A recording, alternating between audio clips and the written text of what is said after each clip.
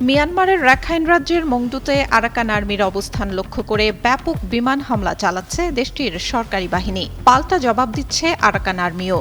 এর ফলে বিস্ফোরণের শব্দে কাঁপছে নিকটবর্তী টেকনাফ সীমান্ত। আতঙ্কে ঘরবাড়ি ছেড়ে নিরাপদ আশ্রয়ে সরে যাচ্ছেন অনেকেই। সীমান্তের একাধিক সূত্র জানায়, বুধবার রাত ৯টার পর থেকেই মংডু এলাকায় আরাকান আর্মির অবস্থান লক্ষ্য করে বিমান থেকে বোমা ফেলা হচ্ছে এবং গুলি চালাচ্ছে সরকারি বাহিনী। আরাকান আর্মিও পাল্টা হামলা চালাচ্ছে।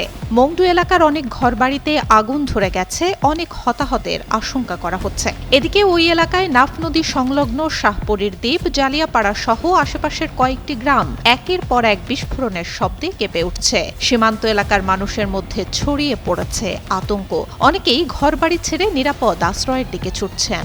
নাফ নদীতে কোস্টগার্ড ও সীমান্তে বিজিবির টহল বেড়েছে। বিজিবি জানায়, মিয়ানমারের অভ্যন্তরে বিমান হামলা চালানোর তথ্য রয়েছে বিজিবির কাছে। সীমান্ত ও নাফ নদীতে বিজিবি সদস্যরা সতর্ক অবস্থানে রয়েছেন। যে কোনো পরিস্থিতি মোকাবেলায় প্রস্তুত তারা। তবে এই হামলার বিষয়ে মিয়ানমার সরকার ও আরাকান আর্মির পক্ষ থেকে আনুষ্ঠানিকভাবে কিছুই জানানো হয়নি।